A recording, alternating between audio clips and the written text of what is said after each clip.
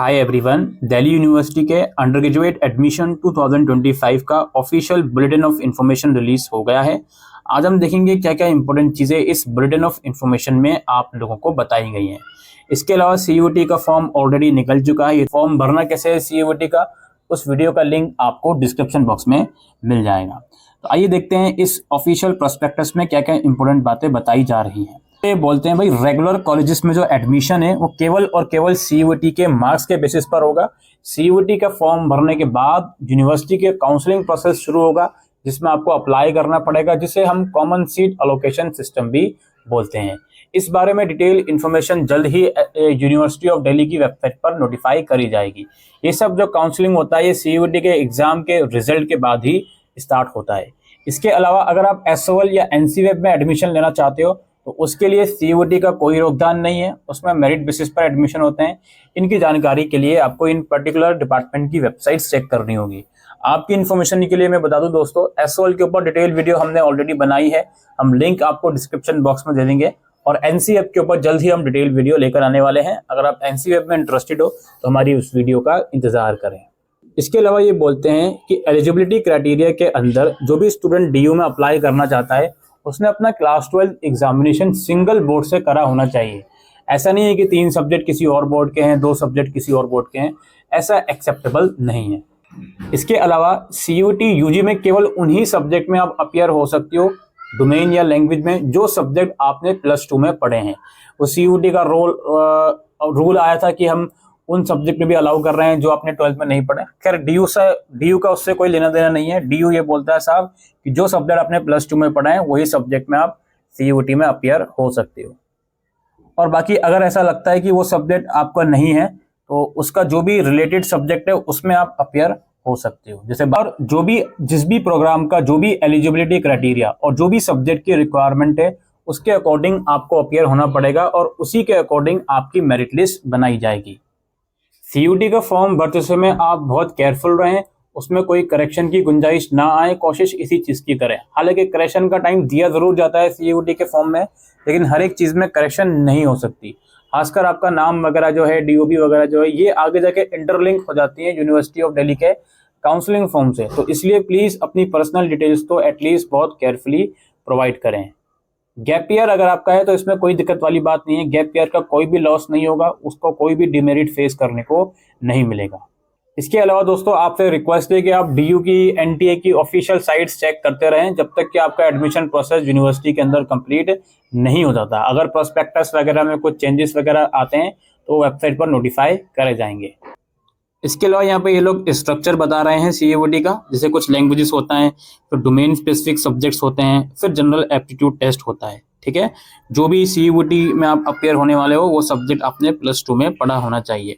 फिर इनका प्रोग्राम की लिस्ट शुरू हो जाती है, या प्रोग्राम की लिस्ट देख सकते हो। लैंग्वेजेस में जो ऑनर्स करा जाता है, उसके अलावा ह्यूमैनिटीज, आर्ट्स और सोशल साइंस स्ट्रीम में जो भी ऑनर्स सब्जेक्ट करे जाते हैं, उसके अलावा आप लोगों के साइंस, मैथमेटिक्स एंड टेक्नोलॉजी के डिपार्टमेंट में जो भी कोर्सेज हैं, फिर आपके अगेन बीएससी प्रोग्राम के जो कोर्सेज हैं उनकी लिस्ट अवेलेबल है।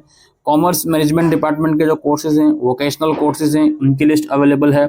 म्यूजिकल डिपार्टमेंट, एजुकेशनल डिपार्टमेंट के और आप लोगों के फाइन आर्ट डिपार्टमेंट के जो कोर्स हैं उनकी लिस्ट अवेलेबल है। और फिर नीचे आपका स्टार्ट होगा एलिजिबिलिटी रिक्वायरमेंट यूजी एडमिशन का, जो बताया जा रहा है प्रोग्राम स्पेसिफिक एलिजिबिलिटी, वो आपका स्टार्ट होगा। अब यूनिवर्सिटी ने कुछ चीज़ें डिफाइन करी हुई हैं। लिस्ट ए में कुछ सब्जेक्ट्स हैं इनके, लिस्ट बी में कुछ सब्जेक्ट हैं। आप जिस भी प्रोग्राम का क्राइटेरिया पढ़ोगे तो उसमें लिखा आएगा कि भाई 2 सब्जेक्ट लिस्ट ए में से, तो इसलिए रेफरेंस के लिए पहले आपको बता दिया कि लिस्ट ए क्या है, लिस्ट बी क्या है। लिस्ट ए में लैंग्वेजेस आती हैं, लिस्ट बी में डोमेन आते हैं। ठीक है, और आपका जनरल टेस्ट तो है ही। दोस्तों कुछ प्रोग्राम्स में 2 कॉम्बिनेशन दिए होंगे एलिजिबिलिटी के, दोनों में से कोई एक आप फुलफिल कर रहे हो तो भी आप इसमें एलिजिबल रहोगे। और बीकॉम ऑनर्स का एक मसला उठा था, लेकिन बीकॉम ऑनर्स में आप विदाउट मैथ वाले कैंडिडेट्स भी अप्लाई कर सकते हैं विद अकाउंटेंसी और book keeping as a mandatory subject. और यहाँ से फिर आपका प्रोग्राम स्पेसिफिक क्राइटेरिया स्टार्ट हो गया। लाइक अरबिक ऑनर्स का आप सबसे पहले देख सकते हो, कोई एक लैंग्वेज ले लो और कोई लिस्ट बी में से कोई तीन सब्जेक्ट ले लो, या तो कोई 2 लैंग्वेज और 2 सब्जेक्ट लिस्ट बी में से। इसी तरीके से फिर ये स्टार्ट होता रहेगा। बंगाली ऑनर्स आ गया, इंग्लिश ऑनर्स आ गया। इंग्लिश ऑनर्स में English as a mandatory subject है, ऑफ कोर्स ये बात है, ठीक है।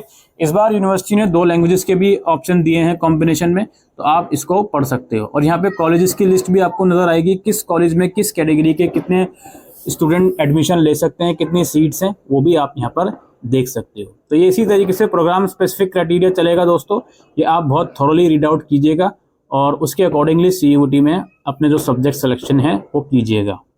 फिर यहाँ पे रिजर्वेशन पॉलिसीज लिखी गई हैं, इन्हें आप रीड आउट कर सकते हो। रिजर्वेशन पॉलिसी में जो OBC और EWS के कैंडिडेट हैं उनका डॉक्यूमेंट 31 मार्च 2025 के बाद का इशू किया हुआ होना चाहिए।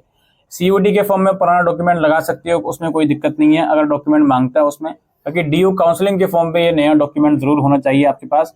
OBC या EWS कैटेगरी से बिलोंग करते हो तो 31 मार्च 2025 के बाद का इशू किया हुआ डॉक्यूमेंट होना चाहिए। बाकी यहाँ पे फिर एनेक्जर 1 है इस प्रोस्पेक्टस के आखिर में, जिसमें BA प्रोग्राम के अलग अलग कॉम्बिनेशन जो DU में ऑफर किए जाते हैं अलग अलग कॉलेजेस में, और उनमें कितनी सीट्स हैं। लाइक अदिति महाविद्यालय का आप यहाँ पे देख सकते हो। तो BA प्रोग्राम में कॉम्बिनेशन काफ़ी सारे हैं, तो इसका लास्ट एनेक्जर में इन लोगों ने डाला हुआ है, तो इसे भी आप पढ़ सकते हो BA प्रोग्राम के स्टूडेंट की कौन कौन से सब्जेक्ट से कॉम्बिनेशन है।